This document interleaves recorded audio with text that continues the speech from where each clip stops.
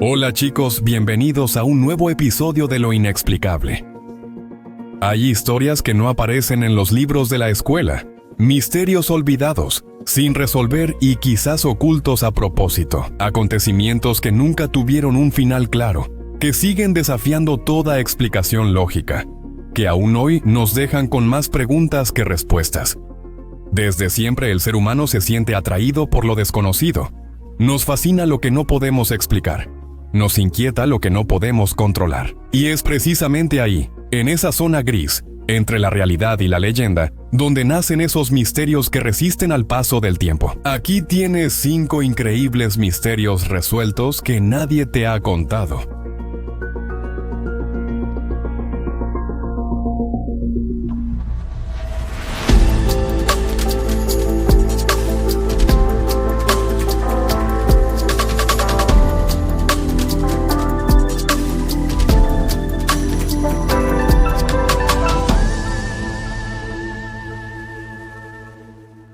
El devorador de niños de Berna. Imagínate caminar por las calles de Berna, la capital suiza, una ciudad elegante, ordenada y casi de cuento. Las fachadas decoradas, los portales, las fuentes antiguas que aparecen en cada esquina, una atmósfera serena, casi suspendida en el tiempo. Y sin embargo, justo ahí, entre las bellezas renacentistas y las calles tranquilas, se esconde algo que de repente rompe esa armonía. Una fuente construida en 1546, que en lugar de celebrar la belleza o la virtud, muestra una escena perturbadora. Un hombre gigantesco con una expresión cruel y hambrienta, que está a punto de devorar a un niño. Y eso no es todo. Sobre sus hombros lleva un saco hinchado lleno de otros niños aterrorizados, esperando sufrir el mismo destino. Esta escultura, conocida como el Kindelfresser, el comedor o devorador de niños, es una de las fuentes más antiguas de la ciudad. Sin embargo, después de casi 5 siglos, nadie ha entendido con certeza por qué fue construida. ¿Por qué motivo una imagen tan macabra fue colocada en el centro de la capital suiza, visible para todos? Obviamente, con el tiempo se han propuesto varias explicaciones. La primera teoría nos lleva a un contexto histórico oscuro. El gigante lleva un sombrero similar al Judenhut, el sombrero puntiagudo que los judíos de la época debían usar como distintivo. Algunos historiadores sostienen que la historia fue un mensaje amenazante y advertencia siniestra para la comunidad judía de Berna. Así advierten, tengan cuidado. Esto sucede si desafían el orden. Si fuera cierto, el Kindelfresser no sería solo una imagen perturbadora, sino incluso una herramienta de propaganda e intimidación. Otra interpretación, más mitológica, reconoce en el gigante una figura antiquísima, la de Cronos, el titán griego. Según la leyenda, Cronos devoraba a sus propios hijos uno tras otro, temiendo que alguno de ellos algún día lo destronara. La escultura de Berna, desde este punto de vista, se convertiría en una referencia directa a ese mito clásico, el eterno miedo a ser reemplazado y el horror al que puede llegar quien quiere conservar el poder. Pero quizá la hipótesis más inquietante es la que tiene sus raíces en el folclore local. Algunos relatos populares sostienen que el gigante no es más que el hermano mayor del fundador de la ciudad, el duque Berthold, un hombre consumido por la envidia hacia el éxito de su hermano, incapaz de aceptar su oscuridad. Se cuenta que con el paso del tiempo, los celos lo llevaron a la locura. Una locura que desembocó en una obsesión sangrienta, secuestrar y devorar a los niños de Berna, como una cruel venganza contra la ciudad que había preferido a su hermano y lo había dejado de lado. Una creencia popular, claro, pero potencialmente capaz de explicar el porqué de un monumento tan aterrador, erigido justo ahí, en el corazón de la capital. Y entonces, ¿quién era realmente el devorador de niños? Una advertencia política contra una minoría perseguida, una representación mitológica nacida para impresionar y advertir, un recuerdo distorsionado de una leyenda negra que hunde sus raíces en el pasado de la ciudad. La verdad es que no lo sabemos y quizá nunca lo sabremos. La sensación permanece en quien pasa junto a esa fuente. Incomodidad que contrasta con la serenidad de la ciudad. como si el Kindle Freezer estuviera presente, para recordarnos que incluso en los lugares más bellos y luminosos, se esconde un lado oscuro, por decirlo menos, aterrador.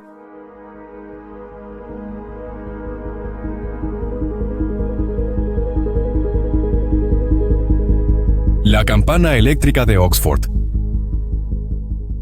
de la que les hablaré, es un objeto que desafía el tiempo.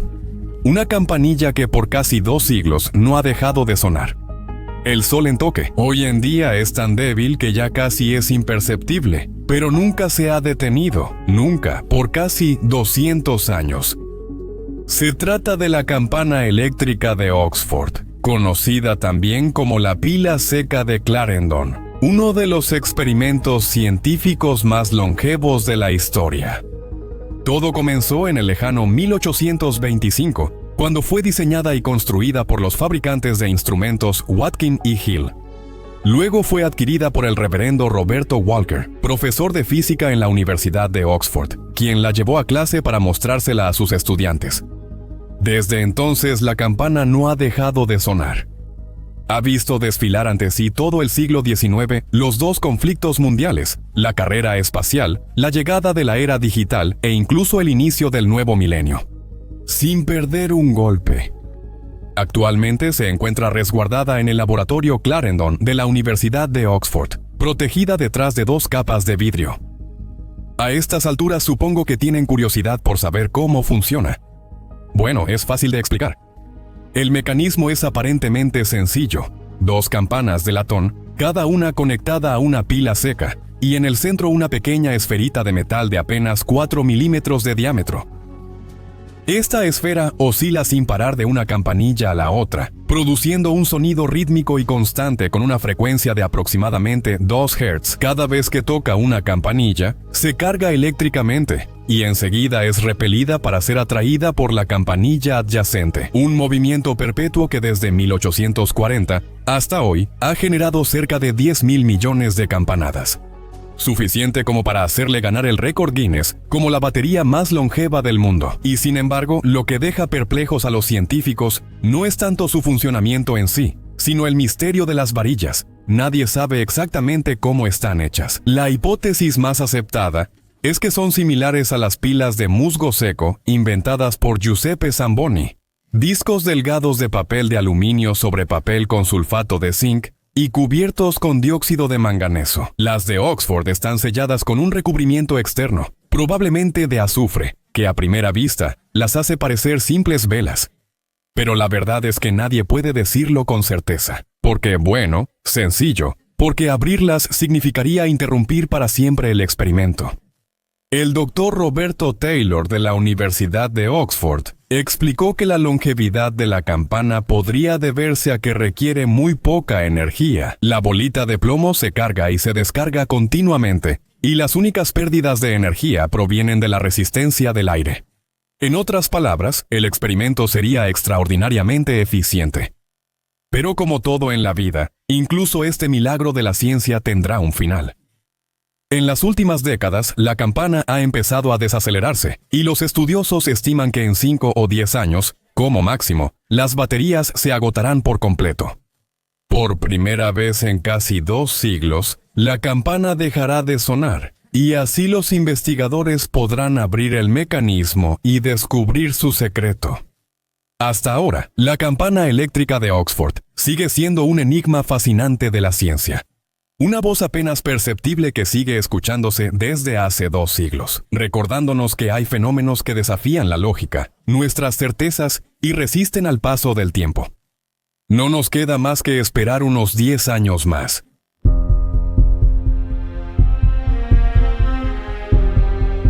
La tragedia de Moorgate. Imaginen un tren del metro lleno de gente viajando en silencio por los túneles de la ciudad. La luz de las estaciones pasa rápido por las ventanas, los pasajeros leen o conversan y todo parece normal. De repente, poco antes de la siguiente estación, se horrorizan al notar algo. El convoy no desacelera, su marcha no se detiene en absoluto. Corre a toda velocidad, implacable sobre las vías, en dirección a un muro de cemento. Los segundos parecen eternos, el estruendo metálico y los gritos. Y luego... Era el 28 de febrero de 1975, cuando un tren de la Northern City Line de Londres se estrelló en la estación de Moorgate, en lo que fue considerado el peor accidente ferroviario en tiempos de paz ocurrido en la ciudad. 43 personas perdieron la vida. 74 resultaron heridas, y las imágenes del caos y la destrucción quedaron grabadas para siempre en la memoria de quienes sobrevivieron. La operación de rescate duró 6 días, y los ingenieros comenzaron de inmediato a investigar las posibles causas. La dinámica del accidente resultaba, por decirlo menos, extraña. El tren funcionaba perfectamente, lo que hizo sospechar que la responsabilidad era del maquinista. Se descubrió que Leslie Newson, el hombre al mando, había mantenido la mano sobre la palanca del motor hasta 2 segundos antes del impacto y no intentó de ninguna manera protegerse el rostro. Mientras el tren chocaba contra el muro, los sobrevivientes dijeron a las autoridades que él actuó extraño antes de abordar, deambulando como un autómata por el andén antes de partir. Sin embargo, la versión de quienes atribuían la culpa exclusivamente a Newson chocaba con los resultados de las investigaciones realizadas sobre él por las autoridades. No hace falta mucho para entender que Newson no tenía ningún motivo para acabar con su vida, mucho menos para arrastrar con él a personas inocentes. En la época de los hechos tenía 56 años y trabajaba para la compañía London Transport desde hacía 6 años, sin haber mostrado nunca señales de problemas mentales o de comportamiento. Ese día, además, llevaba consigo dinero destinado a la compra de un automóvil para su hija.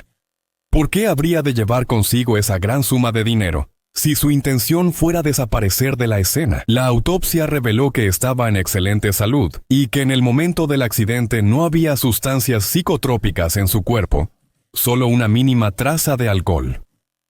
Entonces, ¿qué sucedió realmente? Experimentó una disociación mental causada por una sustancia desconocida que, aunque no apareció en la autopsia, alteró su conciencia brevemente. O tal vez algo aún más oscuro e inexplicable, transformó a ese hombre en un robot incapaz de detener el tren a tiempo, y condenando a decenas de personas a sufrir su mismo trágico destino. Nadie lo sabe, y el misterio sigue siendo, después de décadas, un enigma inquietante que hiela la sangre en las venas. ¿Ese accidente pudo haberse evitado? ¿Fue realmente solo culpa del maquinista, como se dice? ¿O los verdaderos responsables lograron eludir su responsabilidad? Tal vez el tiempo nos lo dirá.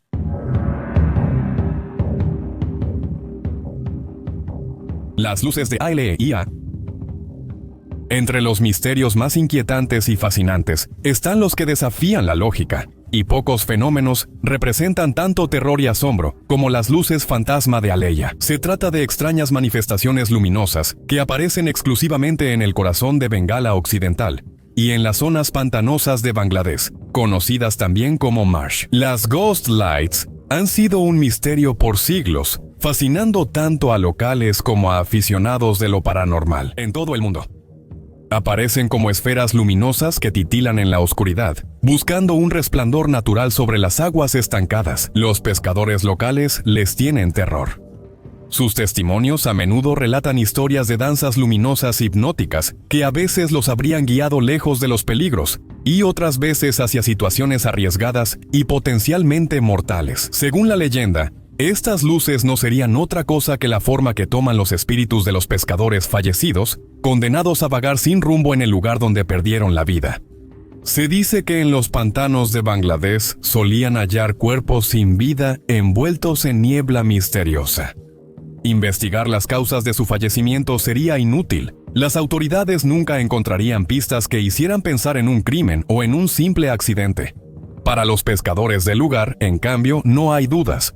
Las luces de ALEIA tendrían voluntad propia, una conciencia malvada que las lleva a atraer. A cualquiera que las observe lo atrapan, guiándolo hacia situaciones peligrosas que a menudo provocarían su muerte. Y todo esto exclusivamente por venganza contra los vivos, por la rabia provocada por su desaparición prematura y aterradora. Al final sigue siendo una leyenda, una creencia popular.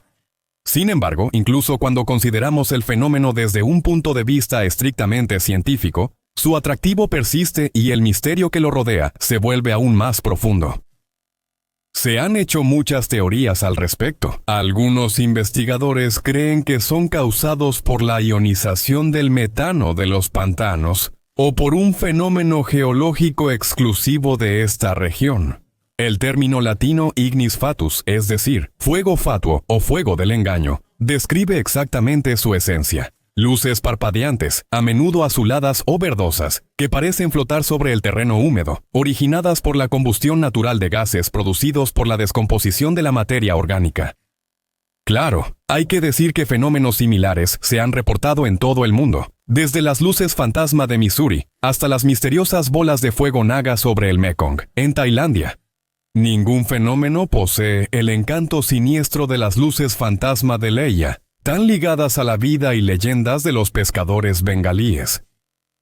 Hoy en día, estas luces de origen desconocido siguen brillando sobre los pantanos de Bengala Occidental y Bangladesh, observadas a veces con gran fascinación y otras veces con temor, ya sea que se trate de fenómenos naturales que la ciencia aún no comprende a fondo, o que tengan un verdadero origen paranormal, poco importa. Nos recuerdan constantemente que la frontera entre el mundo de los vivos y lo sobrenatural a veces puede desdibujarse y volverse tan delgada que resulta indistinguible.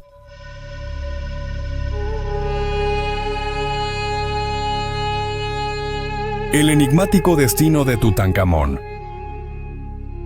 Y para terminar, en este recorrido por misterios resueltos, no puede faltar uno relacionado con el antiguo Egipto y con uno de sus personajes más icónicos de esa época, Tutankamón. La desaparición de Tutankamón ha generado más preguntas que respuestas. Sí, porque las causas y la forma en que el joven faraón murió siguen siendo un misterio que inquieta a historiadores, arqueólogos y aficionados en todo el mundo. ¿Cómo pudo un joven faraón destinado a liderar una gran civilización desaparecer tan pronto? Y sobre todo, ¿qué le sucedió realmente? A pesar de los milenios, no hay certeza al respecto. Pero no porque Tutankamón gozara de una salud de hierro y su muerte prematura fuera injustificada. Aunque solo tenía 19 años, ya estaba marcado por tantos problemas físicos graves que es imposible saber cuáles fueron los responsables. Le resultó fatal. La salud del pobre Tutankamón era muy frágil. Sufría de malaria, una enfermedad potencialmente mortal, y según los historiadores, había nacido con tantos defectos genéticos que se piensa que fue fruto de una relación incestuosa entre hermano y hermana. Tenía pie sambo, graves problemas en las piernas y otras anomalías congénitas que, según expertos, ya representaban una sentencia de muerte en esa época. Pero también existe otra hipótesis, originada por un descubrimiento hecho durante el análisis de su cuerpo momificado, es decir, la presencia de una fractura en el cráneo. Por mucho tiempo, esto se consideró la prueba irrefutable de su asesinato. Víctima de un violento golpe en la cabeza, tal vez provocado por un enemigo, estudios recientes sugieren que la fractura pudo ocurrir durante el embalsamamiento, cuando el cuerpo era tratado con técnicas rudimentarias e invasivas.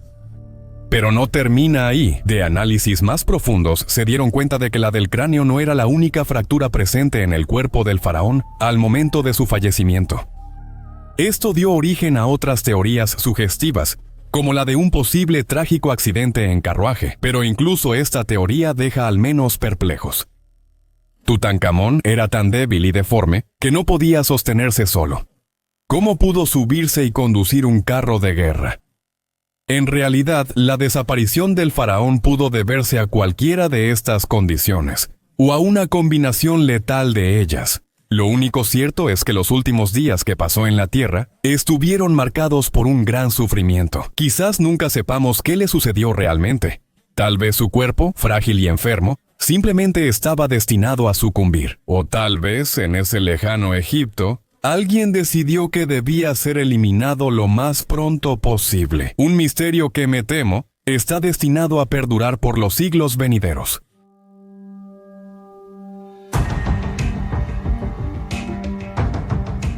Aquí concluimos nuestro recorrido por 5 de los misterios resueltos más enigmáticos de la historia. Ahora la palabra es tuya. ¿Qué misterio te ha impresionado más? ¿Tienes una teoría, una hipótesis o tal vez un detalle que crees que pueda explicar lo inexplicable? Avísame en un comentario.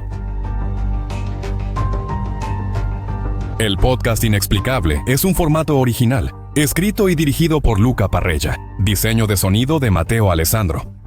Si te gustó este episodio, deja un like, suscríbete al canal en YouTube o compártelo con tus amigos. Un saludo y hasta la próxima cita con lo inexplicable.